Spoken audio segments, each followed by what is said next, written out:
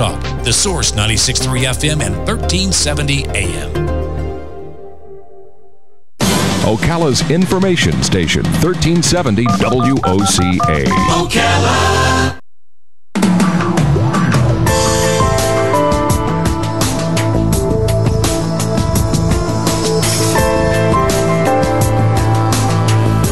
All right, 25 minutes before 10 o'clock. Thank you for tuning in. About a month ago, we went to Chattanooga, Robin and I.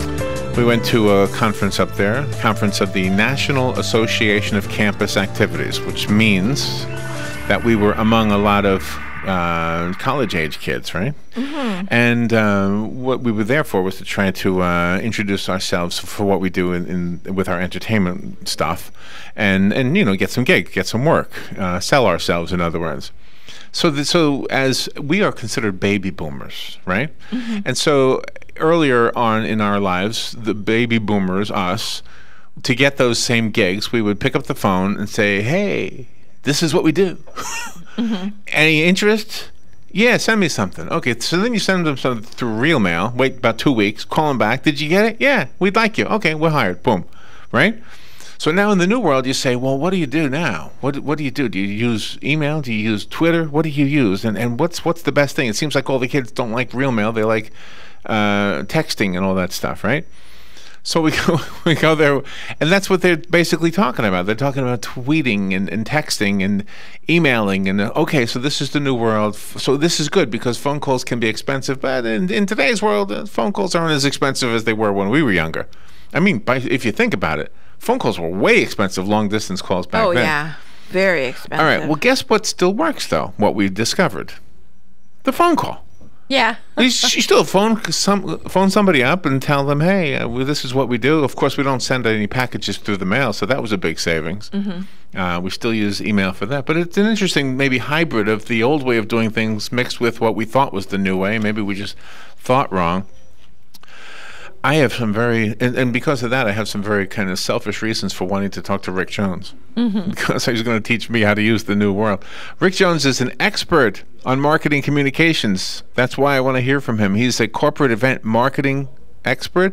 He's with Sales and Techniques, and he's the CEO of Fish Bait Marketing. I like that name. He has a book about this. It's called Analog Advice in a Digital World, a Baby Boomer's Words of Wisdom to the Millennial Generation, and maybe to a fellow baby boomer as well. Rick Jones, good morning, sir. How are you? Are you there? He's gone. Oh, there he is. The phone's ringing again. Rick, are you there? The phone's ringing again. Rick, are you there? Yeah, I think we might have gotten cut off. Okay. Did you hear any of the intro? No. No. Okay. I didn't hear anything. It just went blank. Oh, okay. Okay. Well, maybe I did something. I probably hit a button wrong. Well, anyway, good morning, Rick. Thank you for being on the air with us today. Well, thank you for having me. I don't want to be redundant for the audience's sake, but I need you to hear what I just said. I'll try to sum it up. So Robin and I do music and entertainment, and we go to colleges to do these things. But to be honest, we haven't really done them in a few years. Maybe a decade, to be honest with you. Okay. So we went to this conference last month to try to catch up on how things are done nowadays. Twitter, tweeting, texting and all that. And turns out the phone call is still the best way to get business done. You just phone somebody up and say, hey, you know, so that's what I'm trying to say, that even though we don't send them a package of paperwork anymore in the real mail, we use email for that stuff. But just to connect with somebody, it's a phone call.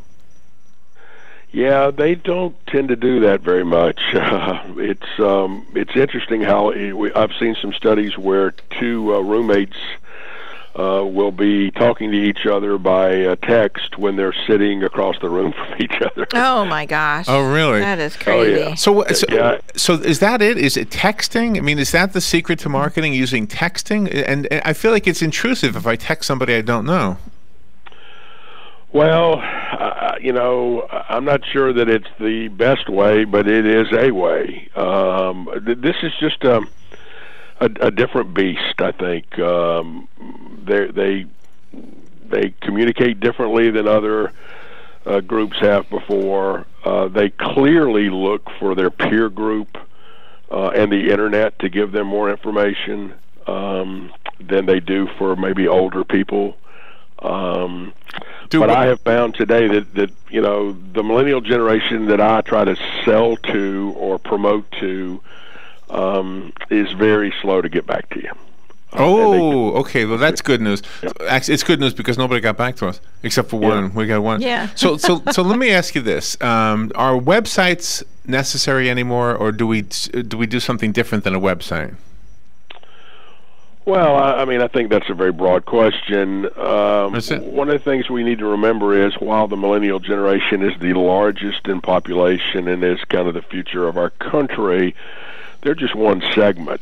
My next book's going to be called "I'm Not Dead," which is a book about baby boomers. My generation controls 83% of the wealth in America, and people think we're dead. And so I don't think one size fits all as a communications tool for anything. Websites still, certainly work for some,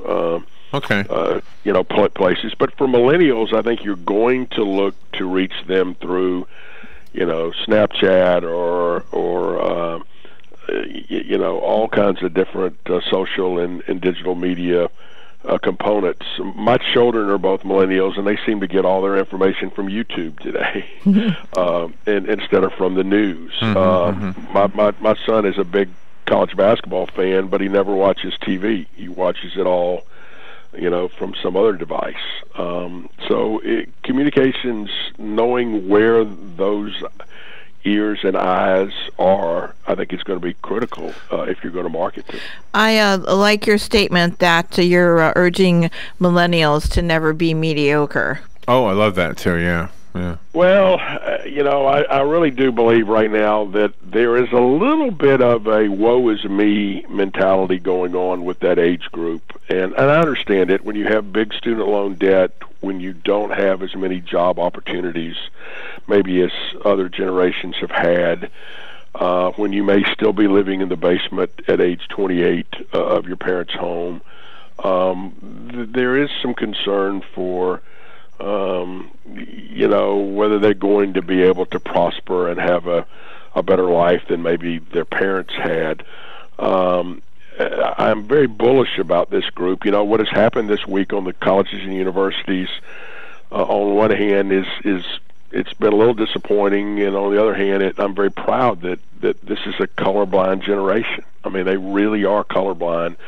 They really kind of live out Dr. King's statement of we'll judge people by, the content of their character rather than the color of their skin. There's something about that. But they're missing some of the things that I think are really important, like old-fashioned work ethic, paying your dues, building it brick by brick. Somebody told me the other day they hired someone on a Monday, and on Tuesday she wanted to know why she wasn't a vice president. Wow. I mean, and there is I think they were being a little facetious, but on the other hand, they probably weren't. The idea of paying your dues, and I think it's because of social and digital media where you get instant gratification. And so because you can order anything immediately, you can view anything immediately, you can communicate anything immediately, you think you can become a vice president immediately. And it just doesn't happen that way in real life, And then the other thing is that life's not fair. Everybody doesn't get a trophy. Everybody doesn't get recognized. And, at some point you realize you've got to go out and compete. And not only are we competing for jobs within our own country, they're going to be competing for jobs on a global basis. So your information is to help them sell themselves or whatever they're selling. Yeah, I think it's twofold. I think it's one. I think the book is really, again, a perfect book for other baby boomers or even, grandparents or parents to give to their millennial children and say, hey, here's some common things you can do to make yourself better every day. But I'm sending it to a lot of millennials, and again, I got two in that age group, and they had encouraged me to write this book. Okay. And I'm sending it out there to them saying, look, this is not rocket science. You can get better and move your life and your career ahead by just doing some simple kinds of things. So let's look at it this way. What kind of mistakes are they making? Let's say a millennial is doing his or her due diligence, and but they're just doing the wrong thing. Maybe they're sending out letters or emails, and it's just not the right way to do it. Do you help that? So they don't have a problem with work ethic. The one I'm trying to illustrate for you. I'm trying to paint a picture of a particular type of a person. Yeah. So this person, they do their due diligence. They have a good work ethic, but they're not getting the results they want because they're doing something wrong. What kind of mistakes is that person making? Well, I'll give you 3 suggestions. One, I think sometimes they aim too high. There are a lot of jobs that I think some people believe are beneath them. And, you come out of college with a degree. In many cases, you may even come out of graduate school because you couldn't find a job the first round, so you went back and got a master's degree. And you're not willing to accept the low man on the totem pole. And so I think part of their problem is they may be shooting a little bit too high. I point out in the book, George Bodenheimer started at ESPN in the mailroom. He became the president of ESPN several years later. Yeah. But he started at the very, very bottom. That's one thing. Number 2, I get a lot of resumes that have references available upon request. That is the dumbest thing I've ever seen. There you go. Here's the deal. Would you ever list anybody as a reference that hated you or thought you were a slacker? Absolutely, right. Right. But what you do is you list as many references as you can to give you a way to stand out, because there may be somebody on that reference list that I know and trust, or even more importantly, there may be somebody on that reference list I'd like to know. And so therefore I think that's the second mistake that they make. And then the third thing I think the mistake they make is it appears to me that they're not quite as good at follow-up. And you don't want to be a pest, and you don't want to be a pain. But my mother used to have she was a good old Southern lady. She passed away earlier this year, but she had an expression that sometimes you got to be able to tell people to go to hell and make them look forward to the trip. And I think they've got to be able to say, I really want this job. I want this job more than anybody else. I'm going to do a great job for you.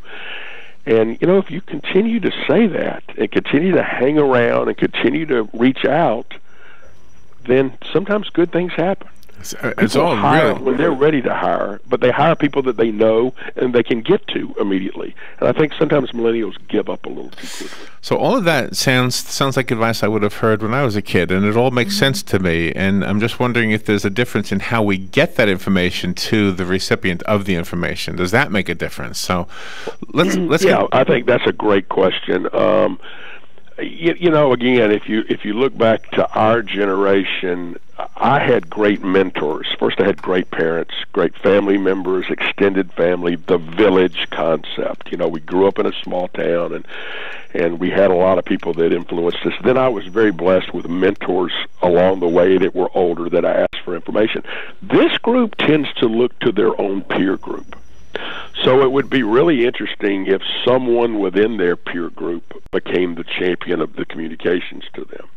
If someone maybe established this authority internet site where people could go. I know my daughter, who's 34 with 2 little boys, she looks for more information on the internet than she gets from her mother. It's just the nature of that. Yeah, I think we were all into that. We all got caught in that trap. Rick, let me ask you to wait on hold just for a little bit. We have to do a weather and a couple of commercials, and we'll be right back. Rick Jones is our guest. His book, Analog Advice in a Digital World, A Baby Boomer's Words of Wisdom to the Millennial. If you've been listening, you already heard some of those words of wisdom. We'll find out what else is in the book and what else he has on his mind. And by the way, I went to your website, and I want the listeners to know what it is before we take the break. It's rickjonesfishbait.com. I want to find out why it's fishbait. rickjonesfishbait.com. We'll be right back.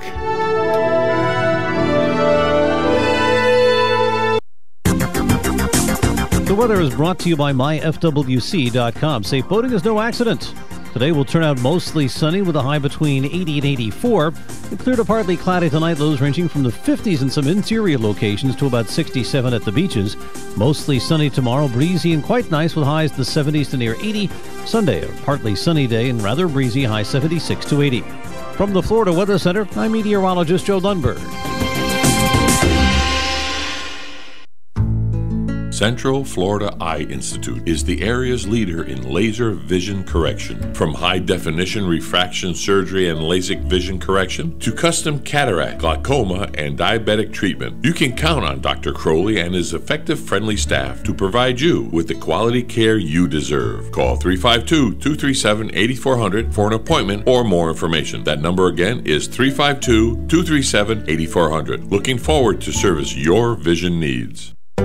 One of the most common questions those nearing retirement are asking: will I outlive my money? Retirement questions like these and many more will be answered every Saturday morning at 9 a.m. on Planning for a Better and Safer Retirement with hosts Francois and Julian Pozenet. Francois and Julian will help you put your retirement puzzle together. Catch Planning for a Better and Safer Retirement Saturdays at 9 a.m. on Ocala's News Talk, The Source 96.3 FM and 1370 AM.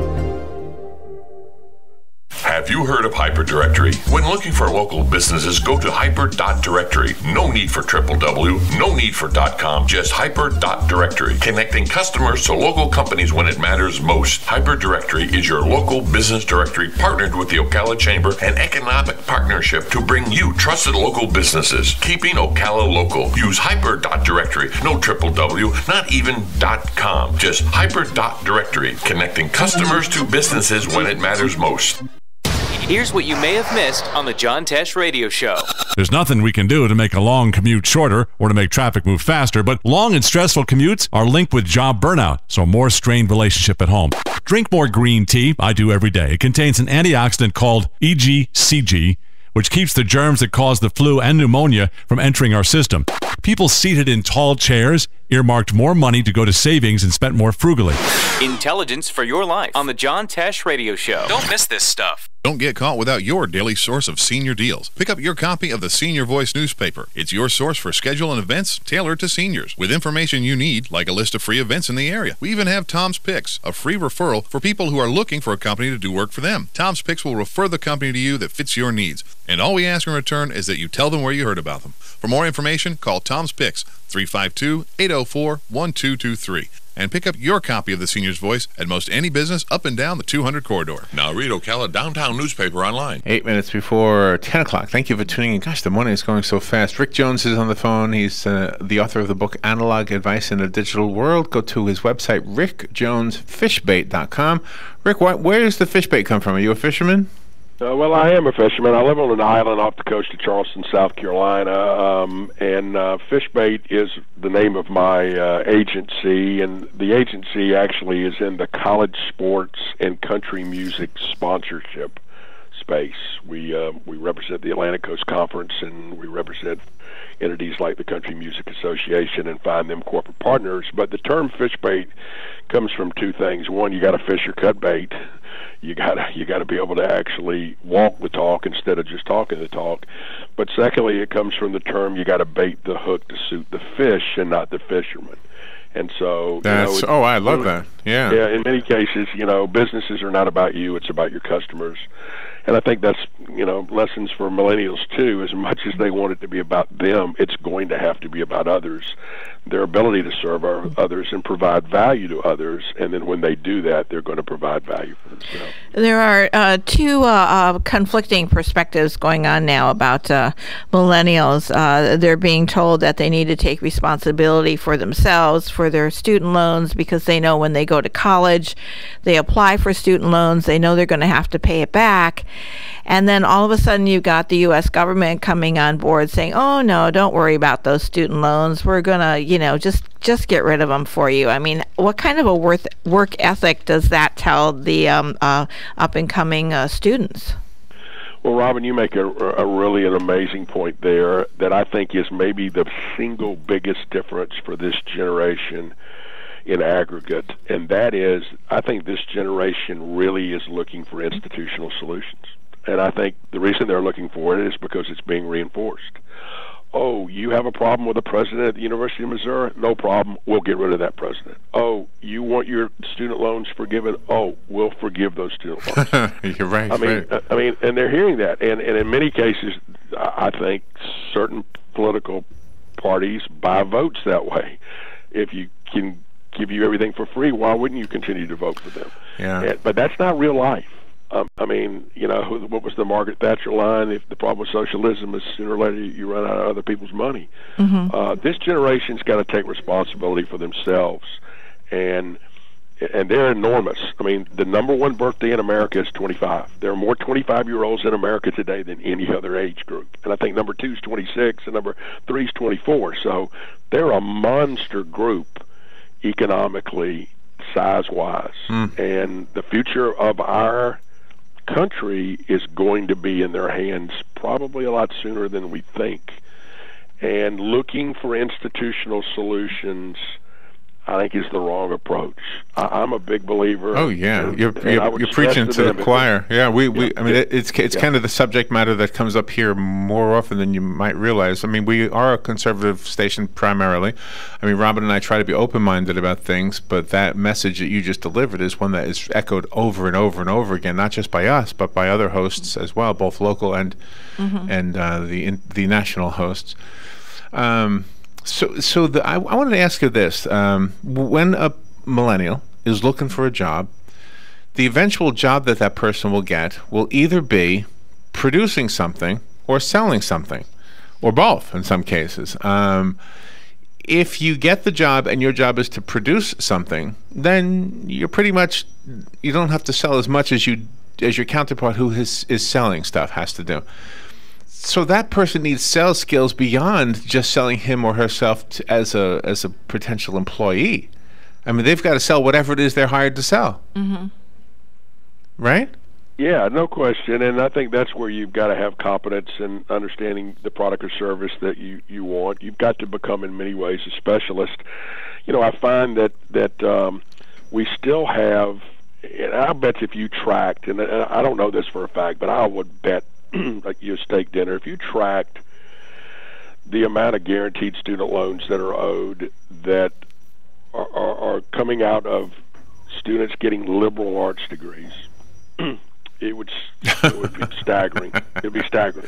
Yes. You know, and so we've got a whole bunch of generalists. Well, who led them down that path? I mean, how did any guidance counselor ever get? That's a whole nother conversation. I know. But when you about you know, there's. I think that. Let me ask you this: when you've interviewed anybody, have you ever asked them for a transcript? I never have. I don't even know. I mean, I may know where they went to school, and I've probably hired 600 people in my career, and where they went to school was irrelevant. And so I think sometimes we put a false sense of security on labels of certain brands of institutions that, you've got to have an Ivy League degree. That's right. You have to have we're on the same page. Yeah, and the truth is, you might could have gone to junior college and then gone to your state university and had no debt and have just as good a job, if not a better job. Absolutely, yeah. But I think part of the deal is right now we have a whole bunch of generalists in a specialized world, and the world seems to be getting even more specialized. I like to think that you can do any job well if you can communicate, you can think, and you can write, but at the same time, the jobs of the future are those special jobs of technology and nuanced jobs and creative jobs. And in my, one of the things I think that I'm trying to stress to young people is become the CEO of your own life, become an entrepreneur with your career. And nobody's teaching entrepreneurism at the university level today. And yet, today, 96% of the 28 million businesses in America, right. This is important, 96% of 28 million businesses make less than $1 million a year. Our whole economy functions on small business. And we're not teaching young people about small business, and that's a problem. One year from today, there will be a magazine article on Forbes magazine or Fortune magazine showing the kid who today is living in a trailer eating soup every day. And 1 year from today, that kid is going to be like the star businessman of the year. There's always one. And my point I'm trying to make is there's always somebody who rises above everybody else. And I think your statement about don't be mediocre is a great message, because that person who becomes that business superstar is the one who grasped what you're trying to say. I want to make sure the listeners can get the book. It's called Analog Advice in a Digital World, and we've got about 20 seconds. How do we get the book? Just go to your website? No, go to Amazon.com or Barnes & Noble or Books A Million, and it's on sale there. All right. I really enjoyed this conversation. Thank you for being on the air with us today, Rick, and you're definitely welcome back anytime. We're on the same page politically, it sounds like. Yeah. Thank you for being on with us today. Well, Larry, thank you, and Robin, I enjoyed it very much. Thank you all. All right, we'll be right back. This is WOCA Ocala. William Wu, the masked militant who taunted the West in a string of videotaped beheadings, may himself be dead. Mohammed Emwazi, nicknamed Jihadi John, targeted in a drone strike. British Prime Minister David Cameron. This was an act of self-defense. It was the right thing to do. Jihadi John first came to the world's attention in a video released in August 2014. It showed him murdering American